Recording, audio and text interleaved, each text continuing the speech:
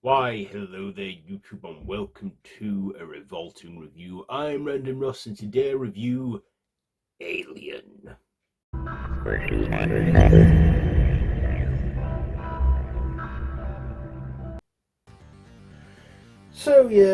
With Alien Romulus on the horizon, I thought, and this being a direct sequel to the first one and a prequel to the second one, I thought, why not at least revisit the first Alien film? Alien, which of course is written by Dan O'Bannon, directed by Ridley Scott, starring Tom Skerritt, Sigourney Weaver, Veronica Cartwright, Harry Dean Stanton, John Hurt, Ian Holm, and Yaphet Kotto. So this is a science fiction horror where where the spaceship Nostromo, that's it, is on a 7-year mission where they go into cryostasis and then they awake, only to find there's this planet after finding a distress call, and they go to this planet exploring the ruins of this planet that they found, and they soon discover that there's these alien like eggs which latch onto the face of Kane, John Hurt's character, and then of course he's in a coma till the creature drops off and dies, and then of course it bursts out of his chest as a baby at first, but then fully grows into a fully grown alien that is known as the Xenomorph. And of course they get picked off one by one. The Ash, one of the crew, is discovered to be a android who was, programmed by the Weyland Corporation, which feature in all these movies, to bring a live specimen back.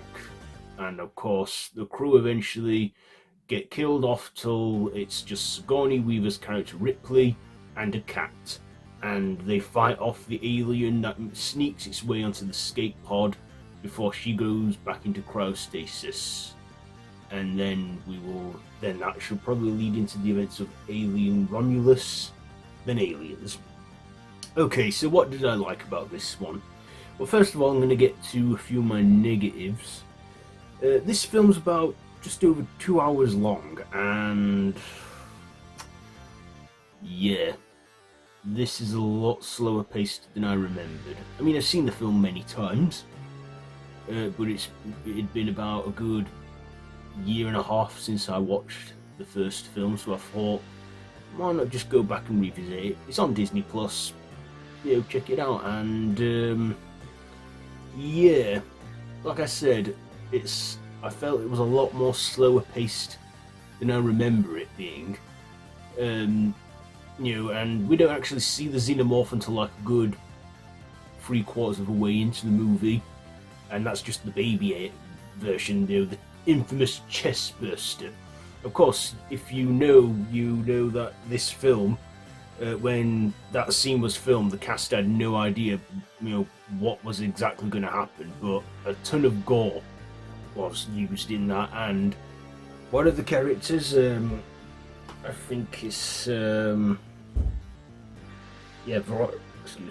Veronica Cartwright. She was unaware, playing Lambert. She was unaware that there was going to be that much blood, and her reaction, a lot of the cast's reactions and that, are not acting, they're actually genuine.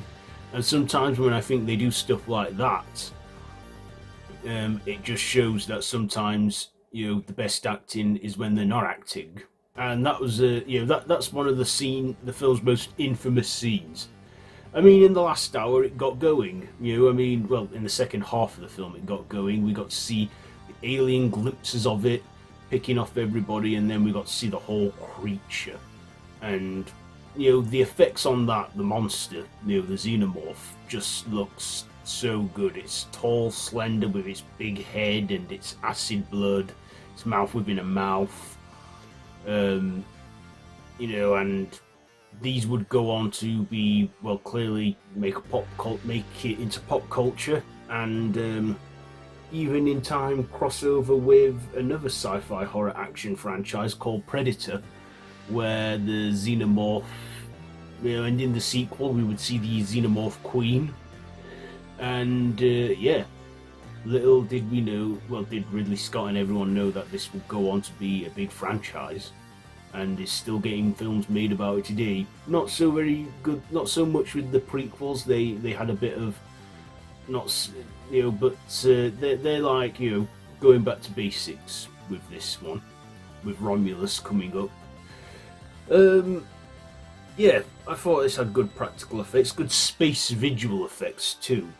The way they made it look like they were in space, and like the whole slasher in space, and the slogan for the poster, the tagline, "Space, no one in space, no one can hear you scream."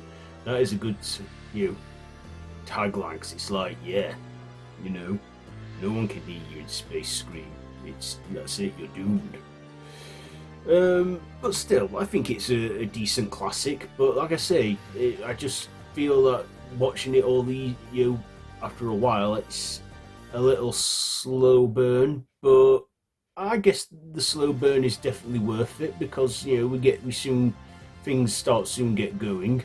But yeah, I thought Ridley Scott did a great job directing. I thought this was a great way to start what would be an iconic series. So I will give Alien, I will give it, like I say, the pacing is a bit more longer than I remember. Anyway, yeah, I'll give it 3.5 stabs out of 5. I think that's a fair one. 3.5 stabs out of 5 for Alien. So have you seen this one? Let me know what you think down below in the comments. If you like this video, be sure to give it a big thumbs up.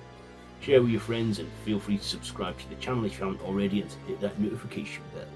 I've been Random Ross, and this has been a revolting review on Alien. That's it. I'm about to say over a bit then. But yeah, so until next time, don't have nightmares.